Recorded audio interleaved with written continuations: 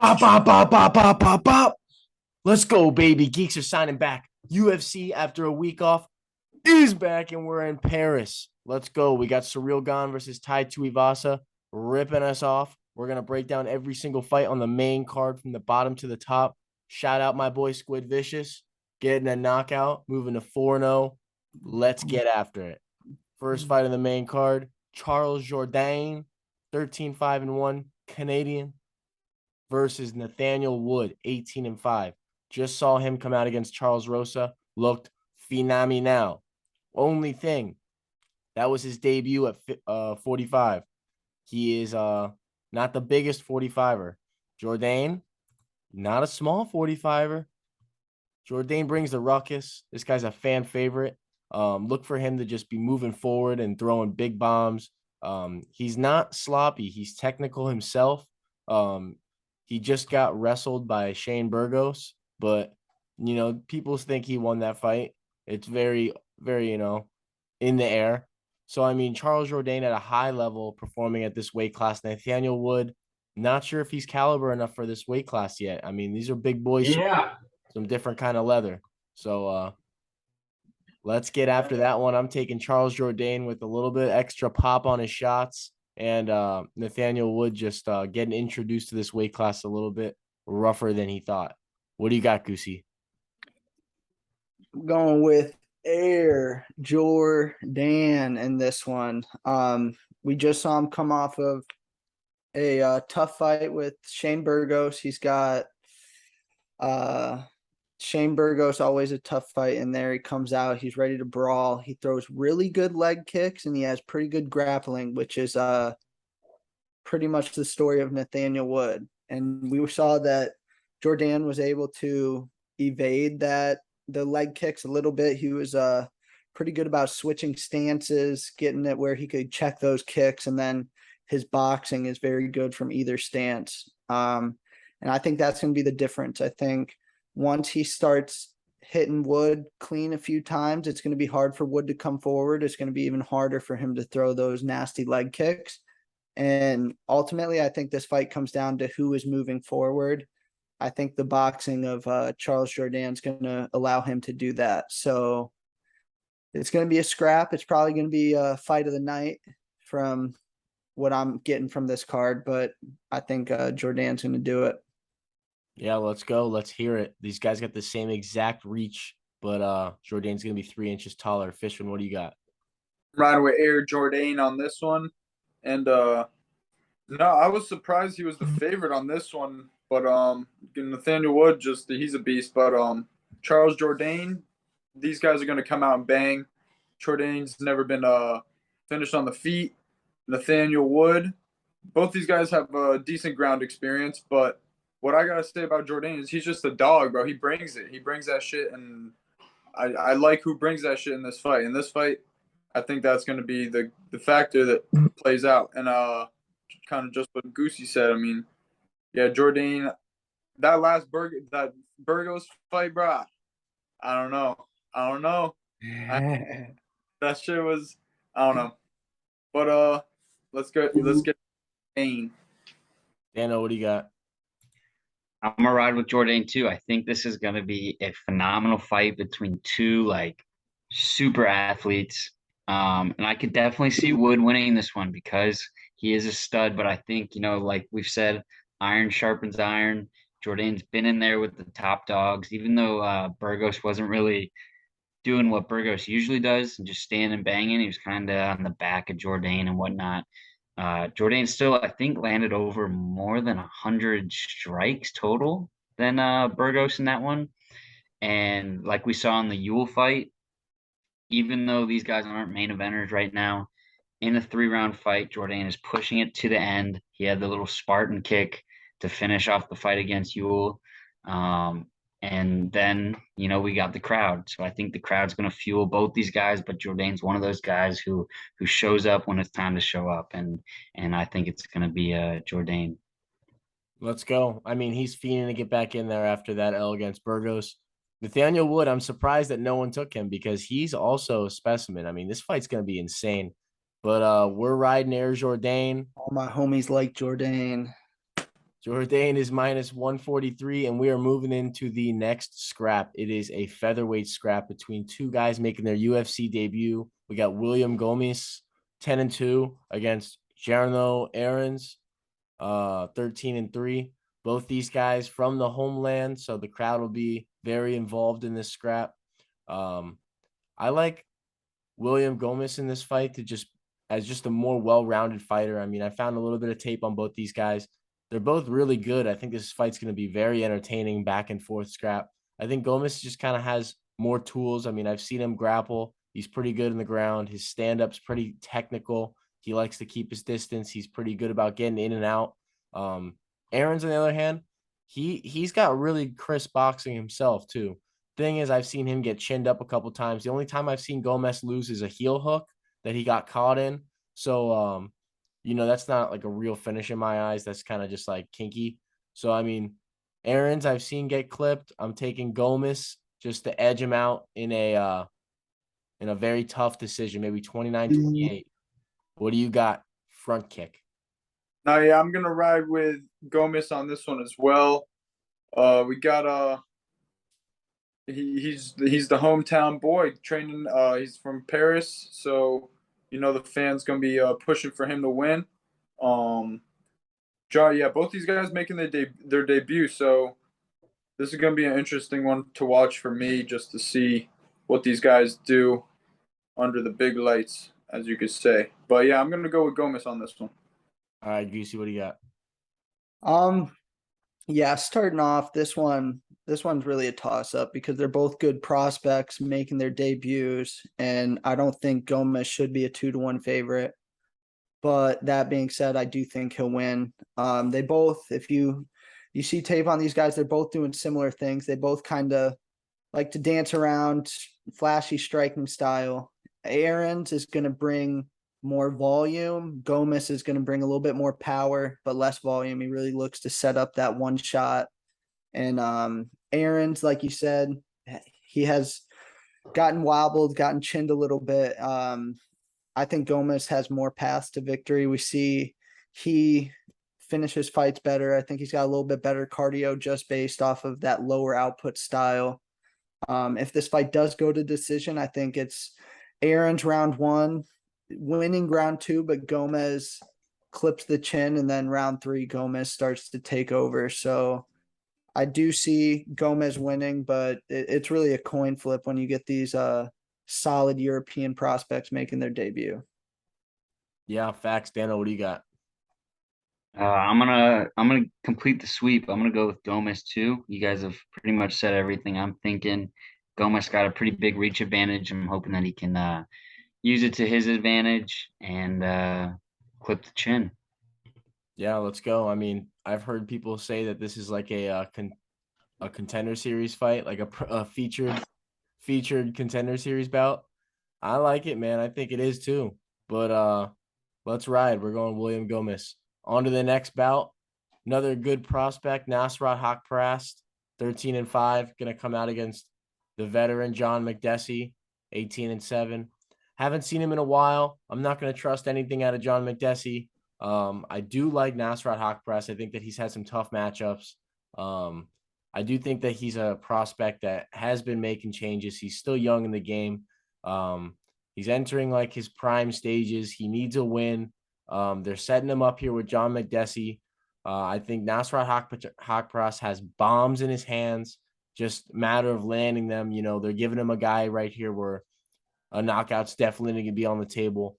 I'm taking Nasrat Haqparast to get a finish in this fight. I think he comes out extra hungry. I think he gets a finish. I think John McDessie, even though he is that savvy vet and he does know how to maneuver around the octagon a lot better than a lot of guys that are on the roster at this division, I think Haqparast has seen enough in his last few fights. And I think this is the fight where he really comes around, comes into his own, makes a statement, lets everyone really know who he is. The Kevin Gastelum lookalike.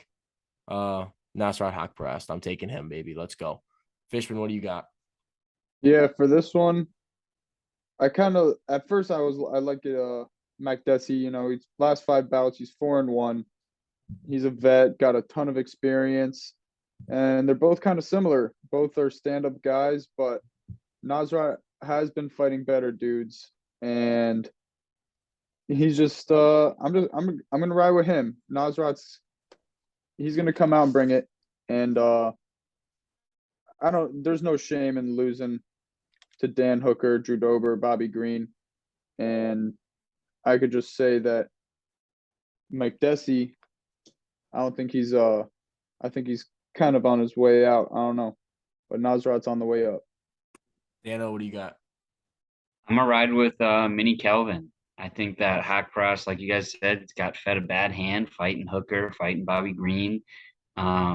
And even Hooker was a weird fight because he started wrestling, and that's not usually what Hooker does. But I think Nasrat's starting to become more of a complete fighter.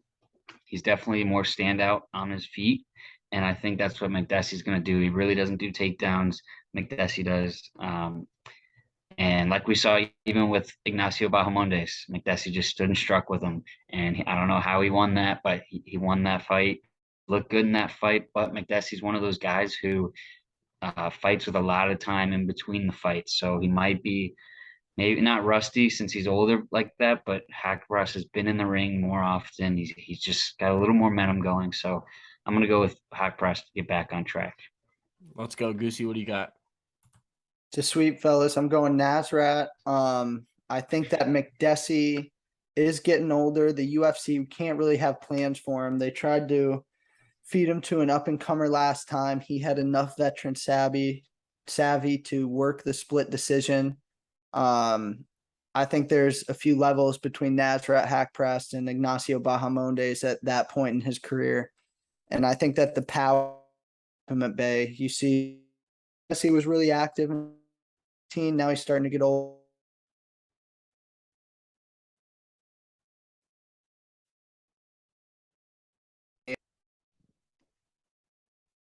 Yeah, and we see McDessie. He was very active until 2016. He's only been fighting once a year now. It's not because he's going in the lab and reinventing himself. He's healing up old injuries. He's getting into brawls. And I don't think that bodes well for him against Hack Press in this one. So I'm going to take Mini Kelvin, go with Nasrat. Let's go. Those are the picks. That's a sweep, man. Nasrat, let's get it done, baby. We are moving into the next boot. This is going to be a really good one, man. We got Alessio Di Cerco. Already mentioned him a couple of times. 13-6, Italian. This is a middleweight scrap. Coming out against Roman Kopylov, 8-2. All right, this guy was a stallion coming into the UFC, and this guy got fed to the wrong people. I mean, this guy's a striker. He loves to stand and do his tactical knockout maneuvers. And he was fed to Carl Roberson, who pressure wrestled him. And then he was fed to Albert Duraev, who is the pressure wrestler. So, I mean, that's the two skid marks on his record. He's 8-2 now. In this matchup, he's going to get Alessio Di Cerco, who likes to come out there and swing. So Alessio himself likes to swing, which makes this the greatest matchup on this card for me, because you know that you're going to get two big boys coming out trying to outduel each other with their fists and feet. I think that Alessio Di Cerco gets far in this fight, but gets finished in this fight. Give me Kopylov to burst out. I mean, if you go through his record, he's got like 4 canceled bouts in between his losses. The guy is fighting anybody that would say yes to him. The poor kid, man. He's got a good opponent right here. UFC's helping him out a little bit, giving him a good stage. I think Roman Kopylov finally gets to display what he's been hiding. I think he knocks out Alessio Di Cerco in some spectacular fashion. Give me Roman Kopylov. What do you got, Kusi? Yeah, you broke it down better than me. I think they're both gonna go out and try and strike. They both have good chins. Kopylov, probably a little bit more talent. Di Cerco definitely is a grinder in there. He goes out there, tries to dog it out, flip a coin, whichever side it lands on for me. But my pick's going to be Kopylov. Let's go. Fishman, what do you got? I'm gonna go with Kopylov as well. I believe his stand-up's gonna get to Alessio, but yeah, I mean, kind of just like you said, he hasn't had the opportunity to showcase what he's got yet. Di Cerco last 5, 1-4. Tough to ride with that and a pick'em. So just give me Roman. Let's go. Dano, what do you got? I'm gonna be the odd one out. I'm going with the Chirico. I think Kopilov's a stud kickboxer, got good hands, got good kicks, but Chirico can hang with himself. If you want to do some MMA math, right? Daraev beat Kopilov, Joaquin Buckley beat Daraev, and then the Chirico knocked out Buckley. So the Chirico is not a stranger to the fighting game on the feet, and I think he's just more well-rounded. He's got around 2 takedowns per fight. We've seen Kopylov get out grappled before, so just as an overall mixed martial artist, the Chirico I believe is a little bit better. So I'm gonna ride with him. Let's go. And that's gonna Speaking bring of us. Buckley, he should be on the main card. I don't know why he's on the prelims. And we got Yeah, like Gomez. super interesting there. We're moving into the co-main. Things are subject to change. We're moving into the co-main. We've got a spectacular middleweight bout with a lot of stakes on it. We've got the man, the Reaper, Robert Whitaker, 23-6, coming out against Marvin the Meathead Vittori. No, just kidding. 18-4-1. But I really don't see how Marvin Vittori wins this fight in like any capacity. Robert Whitaker is just levels above him and Israel Adesanya. I've already, made this assumption. This is facts in my head, man. These guys are way better than the rest of the division. Marvin Vittori, you go look at his record. There's nothing spectacular. You look at Robert Whitaker. This guy's been fighting killers since he entered the UFC. He's a murderer. He's better than Marvin in all aspects. He's a gamer. I wouldn't be surprised if Robert Whitaker knocks him out with that famous, high kick that he throws where he hides it behind the two. Yeah, man, I would put my house on Whitaker. That I'm really confident that he's gonna win this fight, not gonna cap. So what do you got, Goosey? Since you're looking so sus over there. Hot take alert. I'm going angry Marvin in this one. I think I think Marvin's pretty underrated. You don't get to fight for the title by kind of sneaking your way through. He's fought dogs, he's been up there.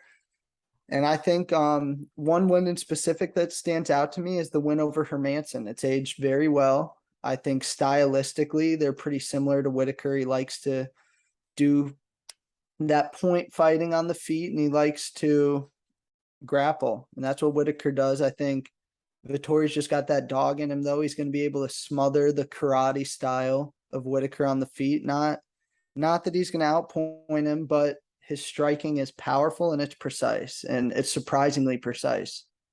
And I think that mixing those two things, he's going to keep Whitaker at bay a little bit. And then he's going to be stronger. He's going to be bigger in there. And I think I see him getting a lot of clinch work up against the fence and sort of just dogging this fight to a decision. So, I mean, I definitely see the pass for Whitaker, but I think that it's going to be Vittori's night. Let's go. Fishman, what do you got? Give me Bobby Knuckles, baby. This dude's a killer. What I could say, when he fights, he does damage. He's not looking to just pitter patter. He's coming to bring it. I mean, with the Till fight, hurts his knee, props to Till, fights on the damaged knee for the rest of the fight. With Cannoneer, kick breaks his ulna. What else? I mean, this dude does damage. I don't think Vittori's anything that Rob hasn't seen. Vittori, ground comfy guy, looking to bring it to the ground and pound, submit. But Whitaker, takedown defense, 83%. And Bobby Knuckles is just going to do his thing. He's going to go out there. He's going to put the work on Vittori. And yeah, it's just how I see it going down. Let's go Reaper style. Dano, what do you got? I like Whitaker in this one. I believe if it wasn't for Kamaru Usman, we'd have Colby Covington as the welterweight champ, and if it wasn't for Adesanya, we'd have Whitaker as the middleweight champ. Whitaker's held down that number one contender spot for a long time. He's fought the who's who, and I just don't see him getting finished by Marvin. And in that case, I just think he's gonna style on him, because I don't see Marvin subbing him. I don't see Marvin knocking him out.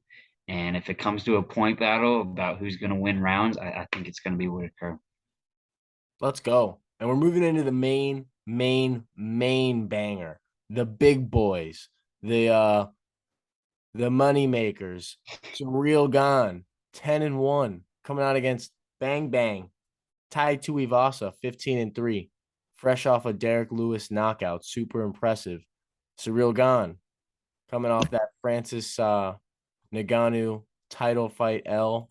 Very close fight. Almost had it. Was a sweep away at the very end. Surreal Gane's going to style on him in this fight. I'm not going to waste anybody's time, man. There's no way Tai Tuivasa wins this fight unless he catches him with a massive bomb. Surreal Gane is the new breed of heavyweight. This guy is so fast. This guy is so lean. He looks like a light heavyweight when he's moving in the octagon. For anybody to say that Tai Tuivasa is going to win this fight, that they're just praying.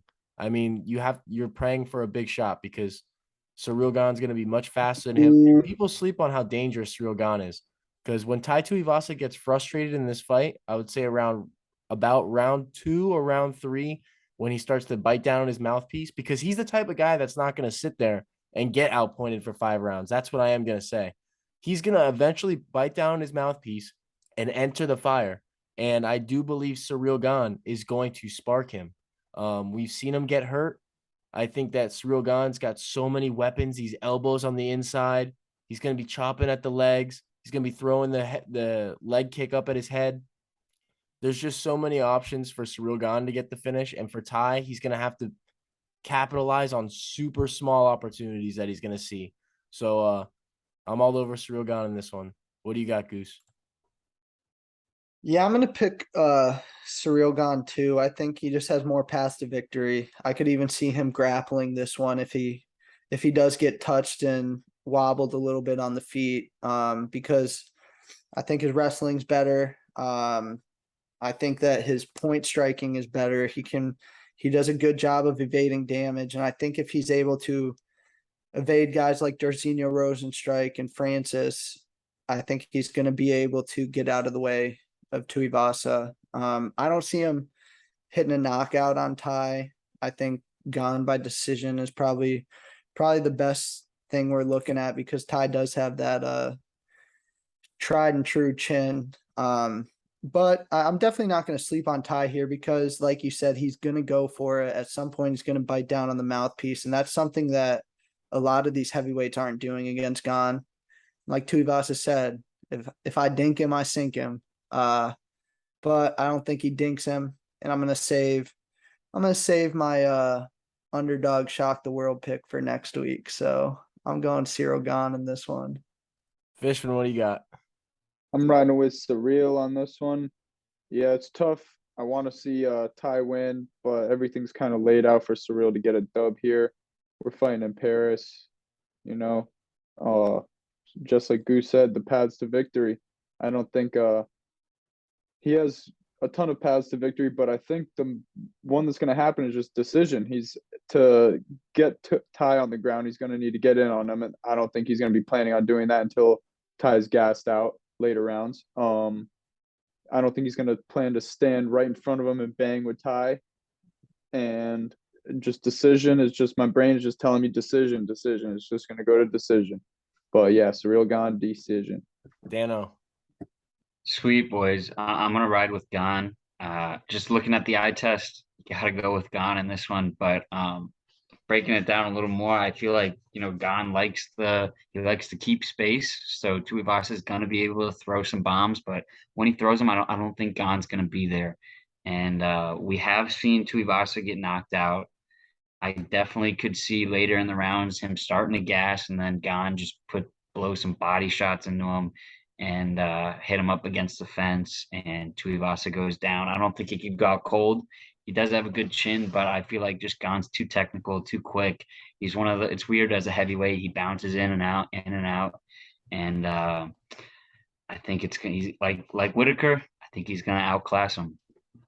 Yeah, I mean, not to shit on Tai Tuivasa, but this is the same guy that did lose 3 in a row in the UFC, had his job on the line, lost by arm triangle choke to Sergey Spivak, got knocked out by Junior Dos Santos at the back end of his career. So not the most impressive lineup, but he is on a tear right now. And we are going to find out where he stands in the heavyweight division after Saturday in Paris. Let's get it. Those are the picks and predictions. From the bottom to the top, we did it.